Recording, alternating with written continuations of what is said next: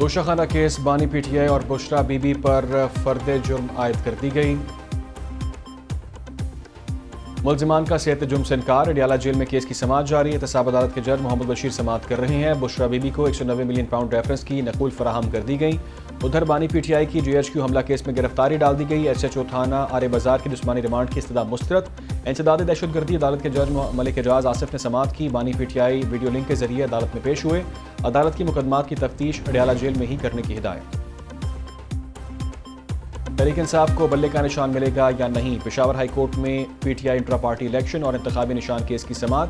Barrister Ali Zafar نے کہا، جنہوں نے اعتراضات اٹھائے ہیں ان میں کوئی بھی پارٹی کے ممبر نہیں، ہم سے بلے کا نشان جاتا ہے تو یہ غیر فعال ہو جائے گا۔ عدالت نے کہا کہ کیوں نہ اس کیس کو پرسوں کے لیے رکھ لیں۔ بیرسٹر علی ظفر نے کہا، اگر آج فیصلہ نہ ہوا تو کروڑوں لوگ پارٹی کے حقوق سے محروم رہ جائیں گے، آپ انٹرم ریلیف کو دوبارہ بحال کر دیں۔ سماعت جاری۔ ادھر بلے کا نشان دینے کی اپیل پر سپریم کورٹ کا بینچ تشکیل۔ چیف جسٹس قاضی فائز عیسیٰ کی سربراہی میں 3 رکنی بینچ سماعت کرے گا۔ سماعت کل ہوگی۔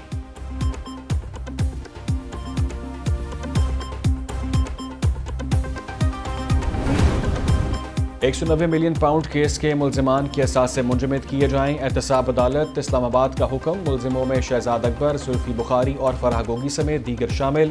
عدالت کا ملزمان کے نام رجسٹرڈ گاڑیاں بھی ضبط کرنے کا حکم۔ ادھر نیب نے فرح گوگی کے اثاثوں کی تفصیلات عدالت میں جمع کروا دیں۔ فرح گوگی پاکستان میں 9 پلاٹس اور 22 گاڑیوں کی مالک ہیں۔ لاہور میں فرح گوگی کے نام پر 5 اور اسلام آباد میں 4 جائیدادیں ہیں۔ کراچی اور لاہور کے مختلف بینکوں میں 29 بینک اکاؤنٹس، کروڑوں روپے مالیت کی 22 گاڑیاں رجسٹرڈ۔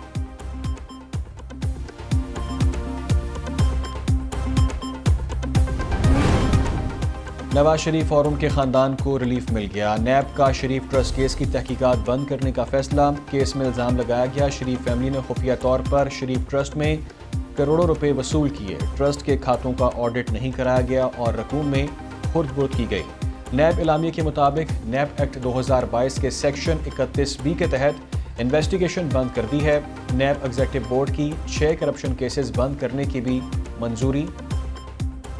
آئی جی اسلام آباد اکبر ناصر خان، شاہد ملک اور شہباز یاسین ملک کے خلاف بھی تحقیقات بند۔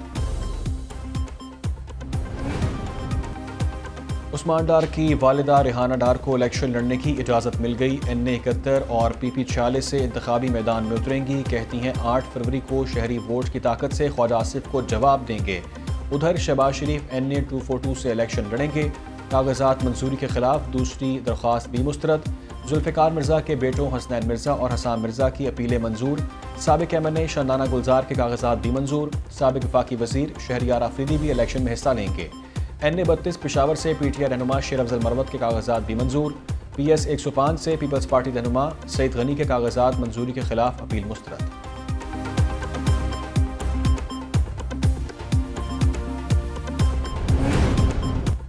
مانسہرہ NA 15 سے نواز شریف کے کاغذات نامزدگی کے خلاف اپیل مسترد۔ ایپلٹ ٹریبونل نے RO فیصلہ درست قرار دے دیا۔ NA 122 لاہور سے بانی چیئرمین تحریک انصاف کی اپیل پر فیصلہ محفوظ۔ پرویز الہی، کیسر الہی، مونس الہی کی NA 64، NA 69، PP 42 اور 32 سے کاغذات مسترد ہونے کے خلاف اپیلوں کی سماعت آج ہوگی۔ احسن اقبال کی NA 76 سے کاغذات کی منظوری کے خلاف اپیل پر بھی سماعت آج ہوگی۔ فواد چودھری کے کاغذات نامزدگی مسترد ہونے کے خلاف اپیل مسترد۔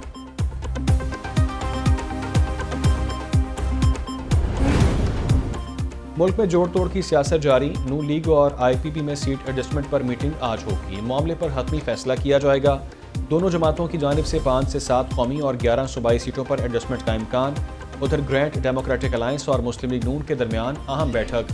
سیٹ ایڈجسٹمنٹ سے متعلق 80% مذاکرات کامیاب۔ NA 216 سے بشیر میمن اور PS 57 سے نصیر میمن مشترکہ امیدوار ہوں گے۔ سندھ میں GDA کی اکثریت علاقوں میں نون لیگ کا امیدوار کھڑا نہ کرنے کا فیصلہ۔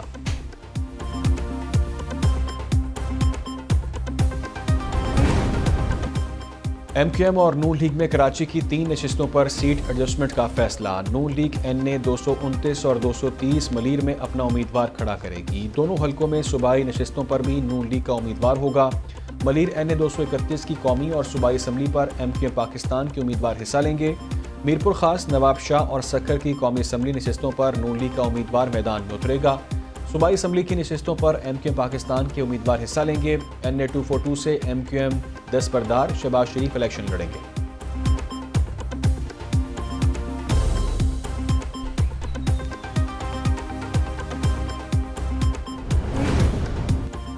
سپریم کورٹ میں کل کا فیصلہ لیول پلینگ فیلڈ کی جانب پہلا قدم قرار۔ مسلم لیگ نون کے رہنما جاوید لطیف کہتے ہیں فیصلہ عدلیہ پر لوگوں کے عدم اعتماد کی تلافی ہے۔ پاکستان کے اداروں پر انگلیاں اٹھیں، اس کا مداوع کون کرے گا؟ عوام کے 7 سال ضائع ہونے سے پاکستان میں معاشی بحران آیا، آج بھی سہولت کاری ہو رہی ہے۔ جیل میں بیٹھ کر الیکشن کمیشن کو دھمکیاں دی جا رہی ہیں۔ رانا مشہود بولے فارن فنڈنگ کے خلاف کارروائی ہم نے نہیں، اداروں نے کرنی ہے۔ بلاول کے سیاسی طور پر پاؤں زمین پر نہیں لگ رہے، یہی وجہ ہے بلاول کو بانی پی ٹی آئی کی بہت یاد آ رہی ہے۔ سابق وزیر فواد چودھری کے جسمانی ریمانڈ میں 3 دن کی توسیع۔ احتساب عدالت اسلام آباد نے محفوظ فیصلہ سنا دیا۔ نیب کی فواد چودھری کے مزید 10 روزہ جسمانی ریمانڈ استدعا مسترد۔ سابق وزیر پر تعمیراتی منصوبوں میں خرد برد کا الزام ہے۔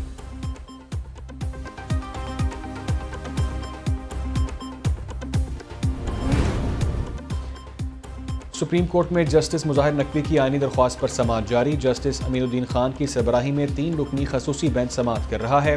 بینچ میں جسٹس جمال خان مندوخیل اور جسٹس مسرت ہلالی بھی شامل۔ جسٹس مظاہر نقوی کی درخواست پر شکایت کنندہ کو فریق بنانے کے نقطے پر فیصلہ محفوظ کچھ دیر میں سنایا جائے گا۔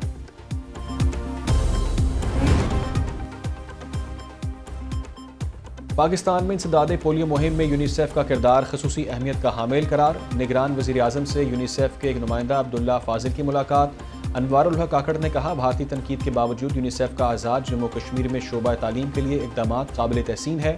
وزیر اعظم کی پاکستان میں اسکول سے باہر بچوں کی تعلیم کے لیے نئی اور مؤثر حکمت عملی تشکیل دینے کی ہدایت۔ ادھر نگران وزیر اعظم سے کے الیکٹرک کے چیف ایگزیکٹو آفیسر کے وفد کی ملاقات۔ انوار الحق کاکڑ نے کہا حکومت اور کے الیکٹرک کے باہمی تعاون سے کراچی کے لیے بجلی کی بلا تعطل فراہمی یقینی بنائی جائے گی۔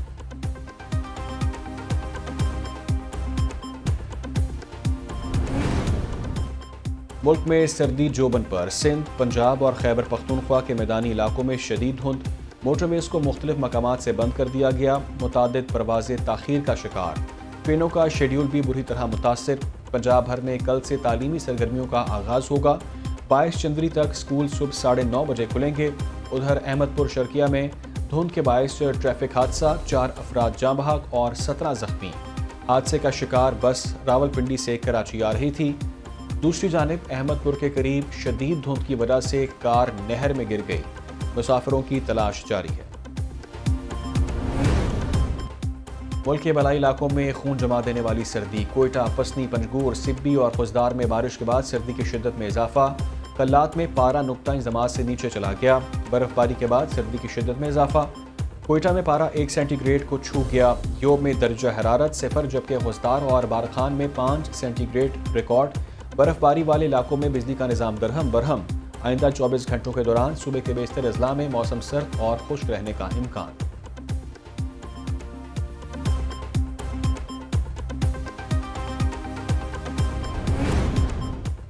پاکستان اور سعودیہ کے درمیان دفاعی تعاون سے متعلق تیسرا اجلاس۔ فریقین کا تمام شعبوں میں دفاعی تعاون بڑھانے کی خواہش کا اعادہ۔ مشترکہ مقاصد کی تکمیل کے لیے دفاعی صنعتی تعاون کی ضرورت پر بھی غور۔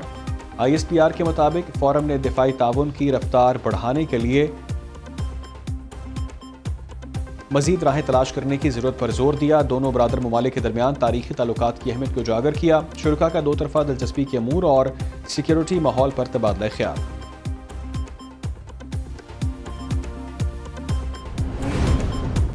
باجوڑ دھماکے کا مقدمہ CTD باجوڑ میں درج۔ مقدمے میں دہشت گردی، قتل، اقدام قتل سمیت دیگر دفعات شامل۔ ادھر دھماکے کا ایک اور زخمی چل بسا، شہداء کی تعداد 7 ہو گئی۔ گزشتہ روز تحصیل مامود میں پولیس گاڑی کو بم سے نشانہ بنایا گیا۔ دھماکے میں 6 پولیس اہلکار شہید اور 20 سے زائد زخمی ہوئے۔ حکام کے مطابق پولیس اہلکار پولیو ڈیوٹی پر جا رہے تھے۔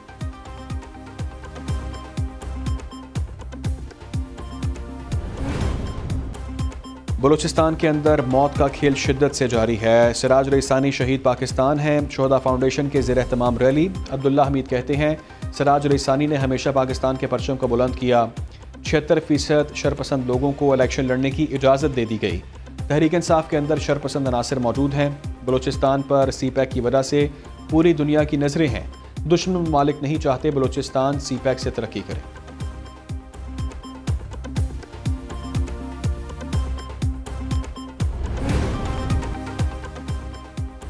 اور شاہین شاہ آفریدی کا بطور کپتان پہلا امتحان، دورہ آسٹریلیا کے بعد شاہینوں کا نیوزی لینڈ میں پڑاؤ، نیا جذبہ، نئی امیدیں، قومی ٹیم کا T20 سیریز اپنے نام کرنے کے لیے کڑی مشقیں، تمام کھلاڑیوں نے فیلڈنگ، بالنگ اور بیٹنگ کی جم کر پریکٹس کی۔ پاکستان اور نیوزی لینڈ کے درمیان پہلا T20 12 جنوری کو آکلینڈ میں کھیلا جائے گا۔